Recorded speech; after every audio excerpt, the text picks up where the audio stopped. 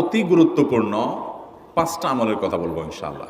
Number 1, সবচেয়ে বেশি যেটা করতে হবে পরিমাণে, জুমার দিন জুমার রাত বৃহস্পতিবার সন্ধ্যা থেকে নিয়ে শুক্রবার সন্ধ্যার আগ পর্যন্ত পরিমাণে সবচাইতে বেশি করতে হবে যে আমলটা, সেটা হলো দুরূদ শরীফের আমল।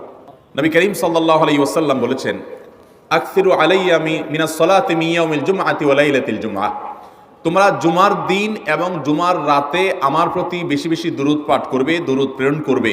ফাইন্না সালাতাকুম মারুদাতুন আলাই, কারণ তোমরা যে দুরূদ পাঠ করো এটা আমার কাছে পেশ করেন আল্লাহর ফেরেশতারা, এবং রীতিমতো নামধাম সহকারে আল্লাহর একদল ফেরেশতা নিয়োজিত আছে। তারা বলেন, আল্লাহ, হে আল্লাহ রাসূল, আপনার অমুক উম্মত, অমুক অনুসারী, আল্লাহর অমুক বান্দা পৃথিবীর অমুক প্রান্ত থেকে, অমুক দেশ থেকে, অমুকের সন্তান, সে আপনার প্রতি দুরূদ পেশ করেছে জুমার দিনে, জুমার রাতে বা অন্য সময়ে।